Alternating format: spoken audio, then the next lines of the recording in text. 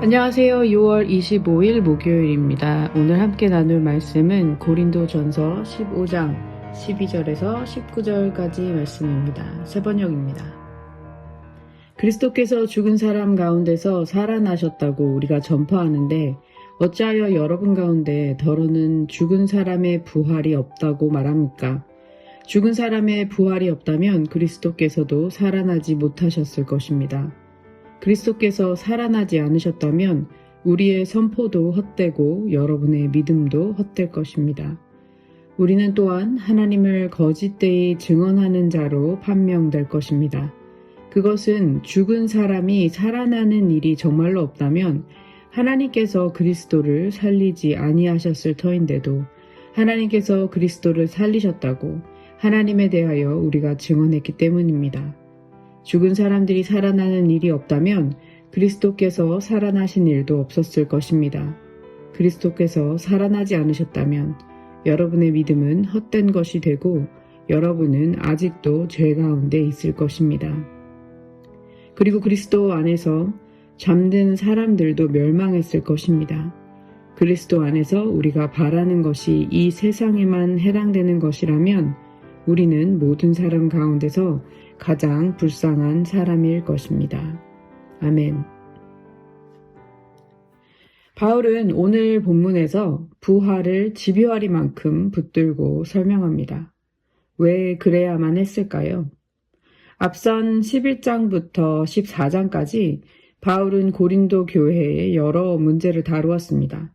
무질서한 예배, 은사의 오용 문제와 은사를 둘러싼 다툼, 성만찬의 혼란까지 여러 가지 문제를 다루었고 그 전에는 고린도 성도들 사이에 파당이 이루어지고 또 서로 자기를 자랑하고 내세우며 가난한 형제를 업신여겼던 문제도 언급된 바 있습니다. 그런데 그 모든 문제의 밑바닥에는 더 깊은 원인이 있었습니다. 바로 신학의 붕괴, 그 중에서도 부활에 대한 불신입니다.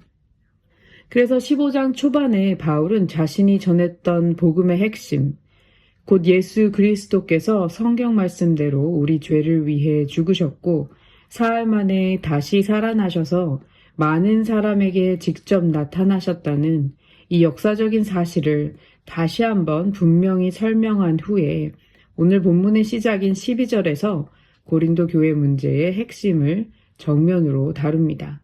12절 말씀을 읽겠습니다.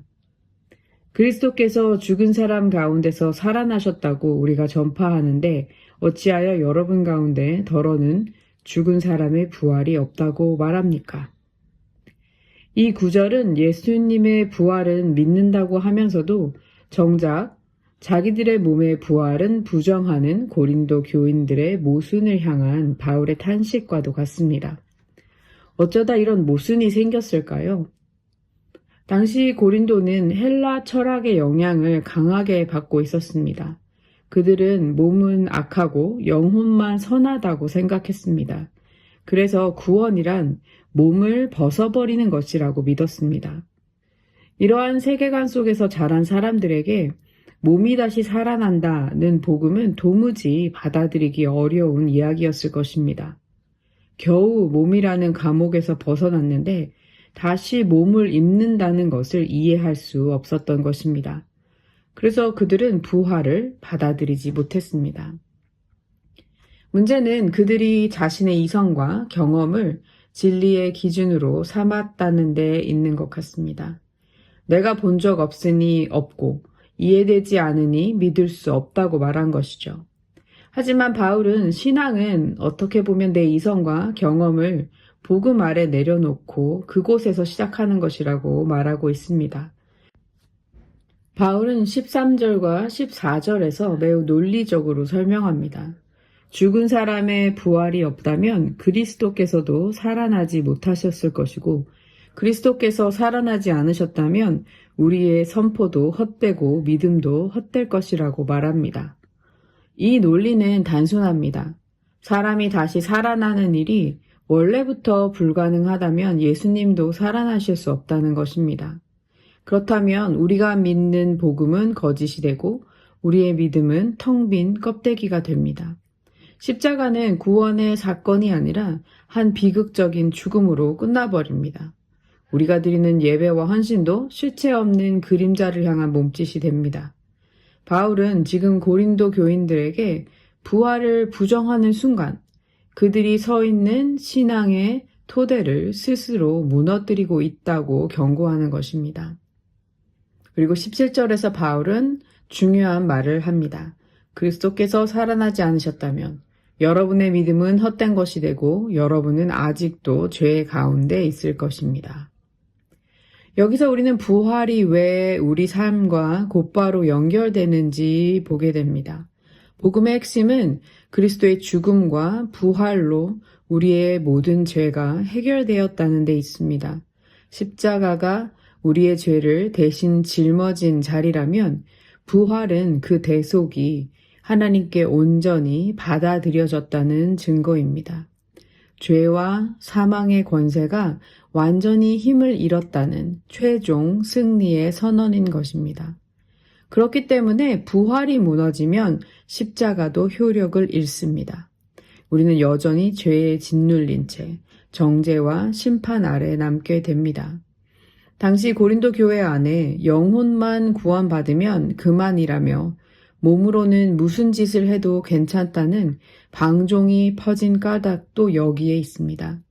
미래의 부활과 엄중한 심판을 믿지 않았기 때문에 오늘을 거룩하게 살아낼 힘도 함께 잃어버린 것입니다.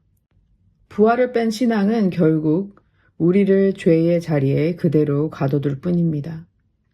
바울은 마지막으로 이런 결론을 내립니다. 18절과 19절입니다.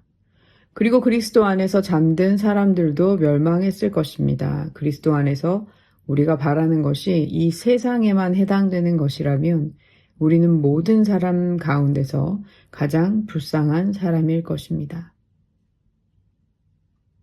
신앙은 죽음을 끝이라고 부르지 않습니다. 잠시 잠드는 것이라고 표현하기도 하죠. 그런데 부활이 없다면 먼저 떠난 믿음의 선배들은 깨어날 기약도 없이 그저 사라진 존재가 되고 맙니다. 바울은 복음을 위해 자신이 견뎌온 박해와 굶주림과 고난을 떠올렸을 것입니다. 그리고 말합니다. 우리가 바라는 것이 고작 이 세상의 안락함 뿐이라면 우리는 세상에서 가장 어리석고 가장 불쌍한 사람들이라는 것입니다. 생각해보면 맞는 말입니다. 부활이 없다면 차라리 세상 즐거움을 실컷 누리며 사는 편이 훨씬 영리한 선택이 될 테니까요.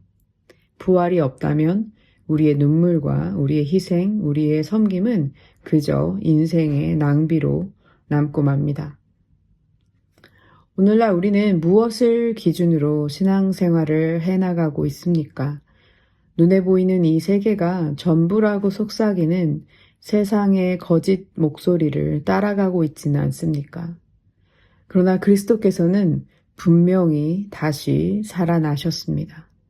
부활이 없다면 우리는 가장 불쌍한 사람들이겠지만 부활이 사실이기 때문에 우리는 고난 한가운데서도 하늘의 기쁨을 미리 맛보는 세상에서 가장 행복한 사람들이 됩니다. 부활 신앙이 주는 가장 큰 위로는 이것입니다.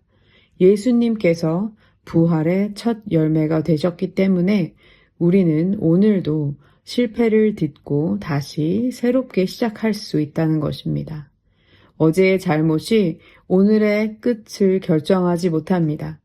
죄의 권세를 깨뜨리신 주님의 생명이 우리 안에 있어서 우리는 오늘을 다시 거룩하게 일구어 갈 수 있습니다.